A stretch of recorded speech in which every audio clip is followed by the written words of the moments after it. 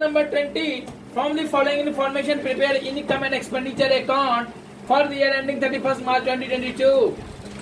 बउआ हमें इसमें कहता है इनकम एंड एक्सपेंडिचर अकाउंट बनाइए. Income and expenditure account.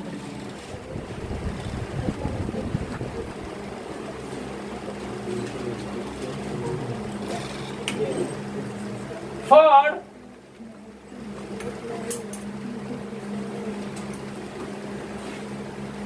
the year ended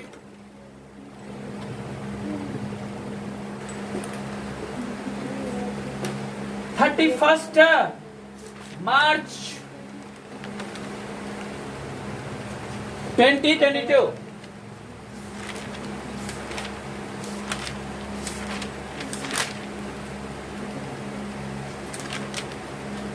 income and expenditure account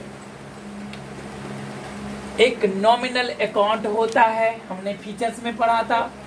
income and expenditure account के अंतर्गत तमाम एक्सपेंडिचर को हम डेबिट साइड में लिखते हैं. हमने ये भी पढ़ा था. तमाम एक्सपेंडिचर को हम डेबिट साइड में लिखते हैं, लेकिन तमाम एक्सपेंडिचर में कैपिटल एक्सपेंडिचर को हम नहीं लिखते. सिर्फ रेवेन्यू एक्सपेंडिचर को ही लिखते हैं. साथ साथ हमने ये भी पढ़ा था फीचर्स में कि इनकम एंड एक्सपेंडिचर अकाउंट के क्रेडिट साइड में हम इनकम को लिखते हैं. इनकम मतलब सिर्फ और सिर्फ रेवेन्यू रेसिप्ट्स को लिखते हैं. रेवेन्यू नेचर का, रेकरिंग नेचर के इनकम को लिखते हैं. कैपिटल नेचर के इनकम को नहीं लिखते. कैपिटल रेसिप्ट्स को हम नहीं लिखते, सिर्फ रेवेन्यू रेसिप्ट्स को लिखते हैं. हमने एक बात और पढ़ा था कि इनकम एंड एक्सपेंडिचर अकाउंट के अंतर्गत केवल वर्तमान वर्षों का लेन देन ही लिखा जाता है. Only current year's transactions are written under income and expenditure account. Previous year's transactions and coming year's transactions are not retained under the income and expenditure account. We write only the current year's transactions, and it should be the revenue nature. ये revenue nature का होना चाहिए. Capital nature के items को हम नहीं लिखते. ना तो कैपिटल रेसिप्ट्स को लिखते हैं, ना ही कैपिटल एक्सपेंडिचर को लिखते हैं. हमने एक बात और पढ़ा था कि इनकम एंड एक्सपेंडिचर अकाउंट के अंतर्गत चाहे वो कैश ट्रांजैक्शन हो या नॉन कैश ट्रांजैक्शन हो, अगर वो रेवेन्यू नेचर का होगा और वो वर्तमान वर्ष से रिलेटेड होगा तो हम उसको लिखेंगे. कैश में होगा वो भी लिखेंगे, नॉन कैश में होगा वो भी लिखेंगे. इसी एक ही बात में मैंने सबको लपेट लिया. कैश और नॉन कैश को लिखेंगे अगर वो रेवेन्यू नेचर का होगा और वर्तमान वर्ष से रिलेटेड होगा. तो मैंने क्या कहा, कैश नेचर का ट्रांजैक्शंस लिखेंगे अगर वह रेवेन्यू नेचर का हो और वर्तमान वर्ष से संबंधित हो. Clear? Now question is fees collected. Fee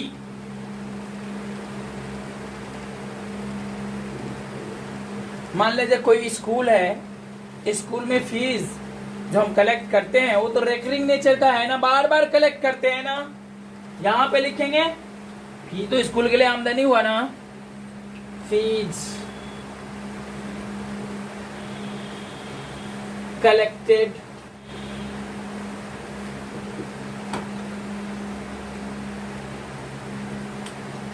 salary paid. Salary बार बार हम पे कर रहे हैं, ये रेवेन्यू नेचर का है, रेवेन्यू एक्सपेंडिचर है.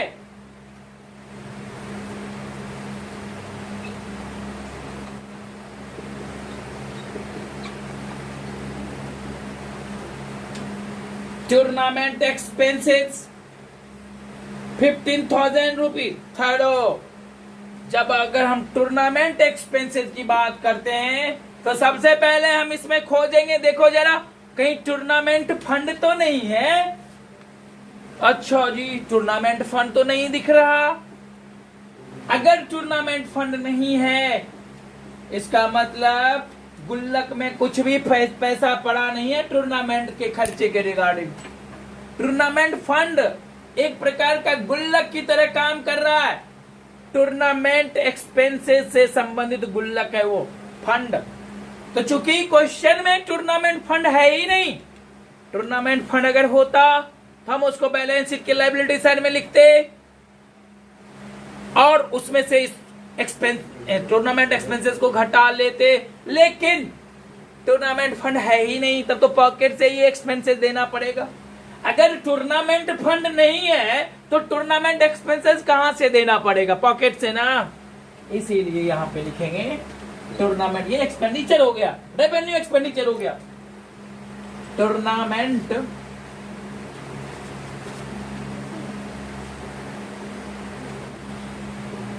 Travelling expenses,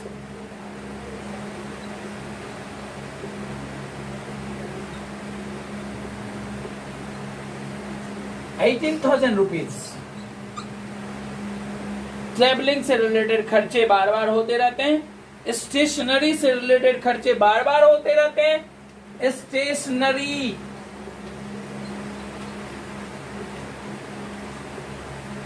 expenses, rent paid, rent का हमने भुगतान किया कैश में।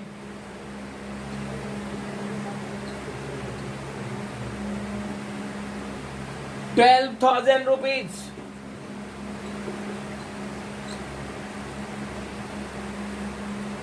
Postage and telephone expenses. This is the recurring expenses. Postage and telephone. It is just like profit and loss account. हम अभी फाइनल अकाउंट ही तो बना रहे हैं, बट यहाँ पे हम नॉन प्रॉफिट ऑर्गेनाइजेशन का फाइनल अकाउंट बना रहे हैं। फाइनल अकाउंट में भी ये सब आइटम डेबिट साइड में ही होता था पीएल के।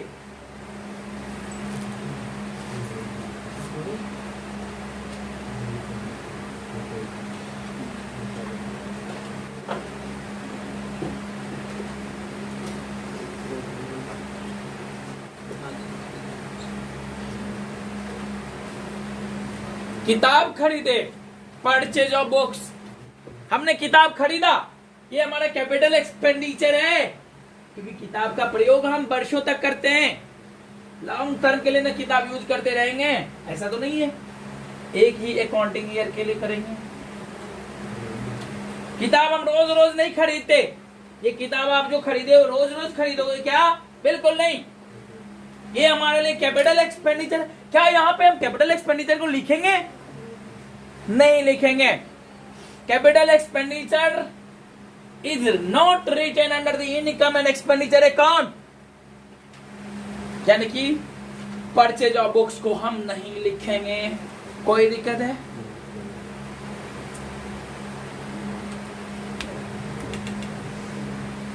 टोटल करो। 4,20,000, 4,20,000,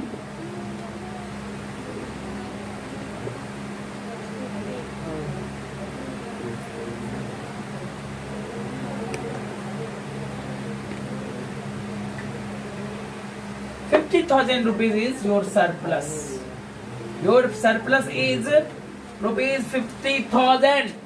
50,000 रुपए आपका सरप्लस अमाउंट है। This is your answer. This is your answer. Have you any problem? 21 हम लोग क्वेश्चन नंबर 21 देखेंगे।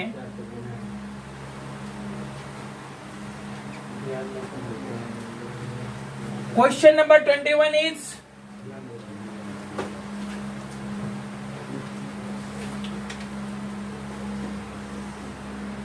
from the following receipts and payment account, prepare an income and expenditure account for the year ended 31st March 2022.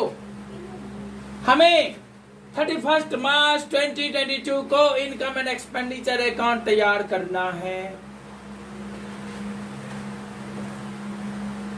Cash का balance दिया हुआ opening balance, उससे हमारा कोई लेना देना यहाँ नहीं है, क्योंकि कैश का जो बैलेंस होगा वो बैलेंस शीट में जाएगा। डोनेशन, यहां पे डोनेशन दिया हुआ है 6000 रुपीज, दान मिला 6000 रुपए। दान दो प्रकार का होता है, जैसा कि हमने पिछले क्लास में डिस्कस किया था। दो प्रकार का दान होगा।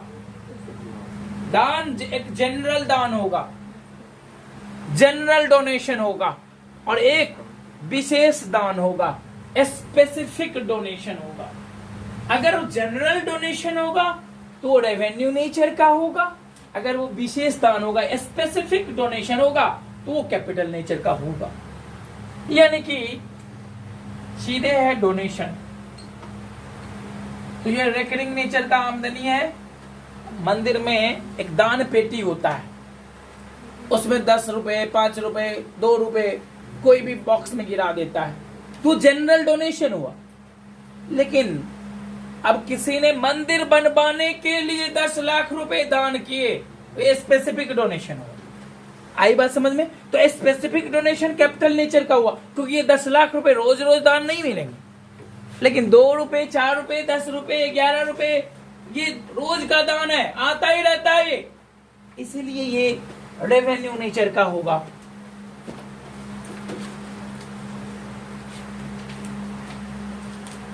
सब्सक्रिप्शंस ₹10,000,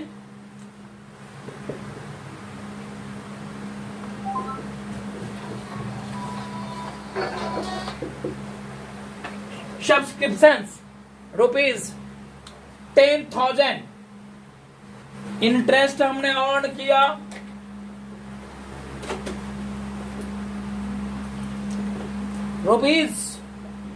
₹75 बाय सैलरी, यानी कि सैलरी हमारे लिए एक्सपेंडिचर है। कौन सा एक्सपेंडिचर है? रेवेन्यू एक्सपेंडिचर है 2600। 75 rupees salary, 2600 rupees rent, 1200 rupees revenue expenditure. Printing 300 rupees, printing 300 rupees. Advertisement, ये रेवेन्यू एक्सपेंडिचर है। रेवेन्यू जनरेट करने के लिए हम एडवर्टाइज करते हैं, और ये अगेन एंड अगेन करते हैं, बार बार करते हैं। ये एडवर्टाइजमेंट आपका है 250 रुपए।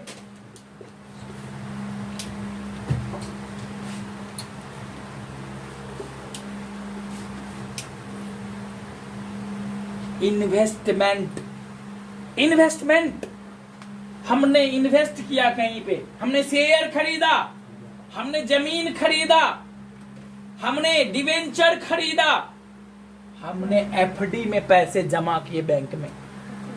These all are the capital expenditure. पैसे गए ना, कैश गया।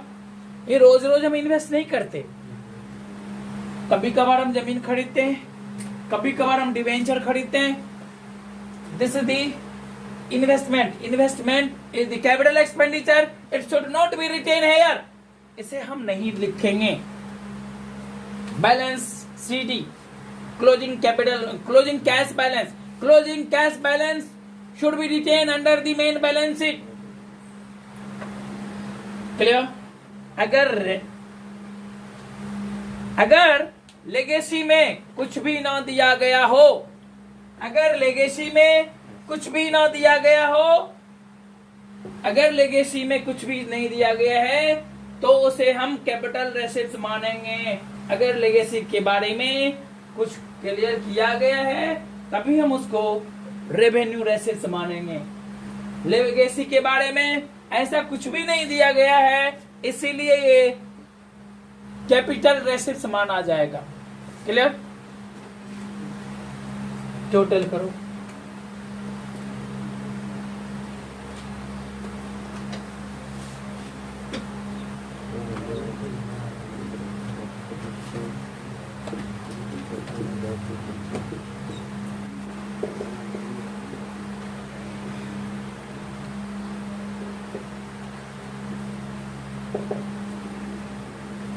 कितना हुआ 5।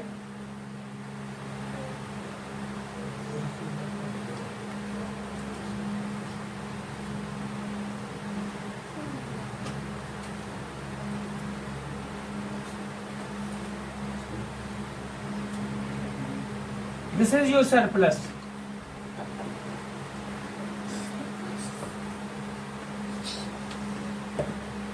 Your surplus amount is 11,625.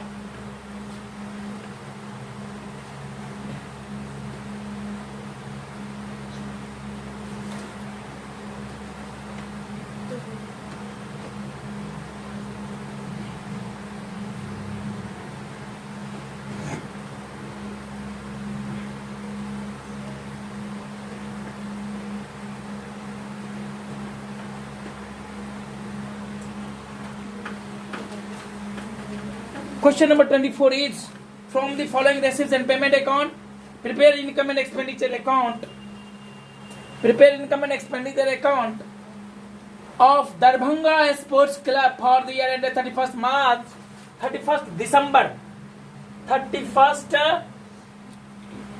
December 2021.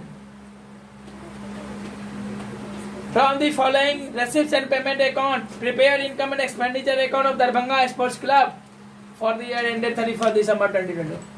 Receipts and payment account is given here. आपके क्वेश्चन में रेसिप्ट्स एंड पेमेंट अकाउंट दिया गया है। जैसे आप फाइनल अकाउंट जब प्रॉफिट ऑर्गेनाइजेशन का बनाते थे और आप पीएल अकाउंट बनाते थे, प्रॉफिट एंड लॉस अकाउंट, उस समय ट्रायल बैलेंस दिया होता था और आप प्रॉफिट एंड लॉस अकाउंट तैयार करते थे और बैलेंस शीट तैयार करते थे। यहां पे इस क्वेश्चन में रेसिप्ट्स एंड पेमेंट अकाउंट दिया गया। हम रेसिप्ट्स एंड पेमेंट अकाउंट के बारे में जानते हैं कि रेसिप्ट्स एंड पेमेंट अकाउंट में सिर्फ कैश नेचर के ट्रांजैक्शंस ही लिखे जाते हैं। इसका मतलब ये हुआ कि रेसिप्ट साइड में जितने भी कैश प्राप्ति हुई है वो लिखे हैं, लेकिन हाँ इसमें रेवेन्यू भी है और कैपिटल भी है। पेमेंट साइड में जो भी कैश में पेमेंट किए वो है, लेकिन रेवेन्यू एक्सपेंडिचर भी है और कैपिटल एक्सपेंडिचर भी है। इनमें से हमें छांट के सिर्फ रेवेन्यू एक्सपेंडिचर और रेवेन्यू रेसिप्ट्स को लिखने हैं। क्लियर? बैलेंस पीडी वो तो कैश एंड बैंक है, ये तो बैलेंस शीट में जाएगा। ओपनिंग कैश बैलेंस है तो प्रीवियस ईयर के बैलेंस शीट में जाएगा। Clear? Donations 10,000, this is not the specific donation. ये जो डोनेशन है स्पेसिफिक डोनेशन नहीं है, इसीलिए हम यहां पे लिखेंगे जनरल डोनेशन है, रेवेन्यू नेचर का रेसिप्ट्स है। Subscription 30,000 rupees, subscription 30,000 rupees. Legacy, legacy को हम कैपिटल मान लें। लेगेसी यहां पे कैपिटल की तरह ट्रीट किया जाएगा। Administrative expenses 32,000 rupees.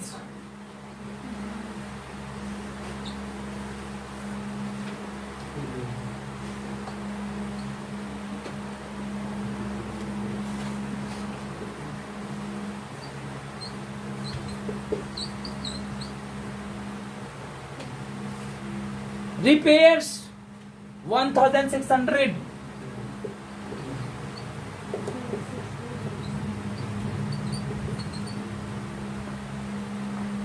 rent 1,000 rupees,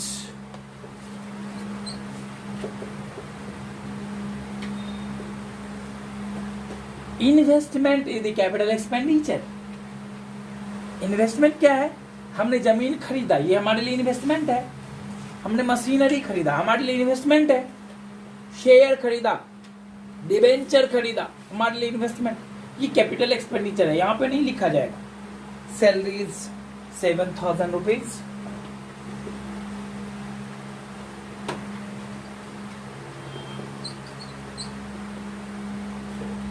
furniture it is the fixed assets, capital expenditure.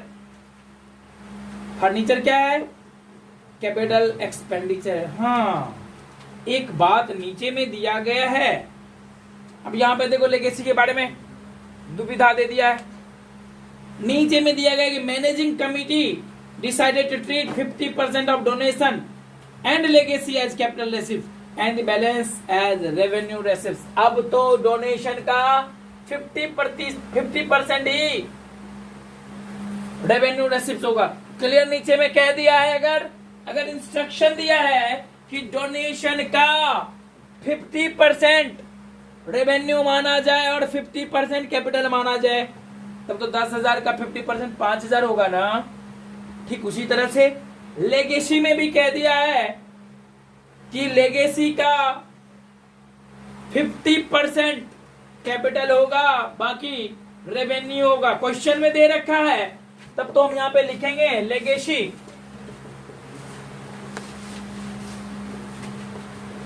का 50%, दैट मीन्स 4,000 रुपीज रेवेन्यू होगा, बाकी कैपिटल होगा।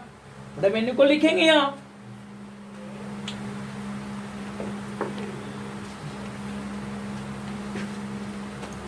इंटरेस्ट हमने रिसीव किया है, इंटरेस्ट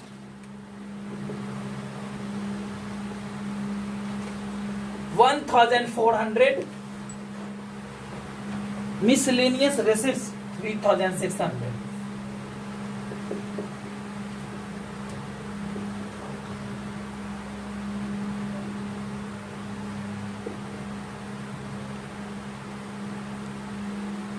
क्लोजिंग कैश बैलेंस दिया हुआ है एंड बैंक बैलेंस, ये मेन बैलेंस के एसेट साइड में दिखाया जाएगा, इसलिए यहां पे नहीं होगा।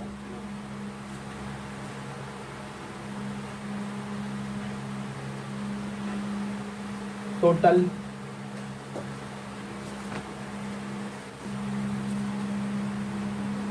योर सरप्लस इज 2,400, 2,400 रुपए आपका आंसर हुआ।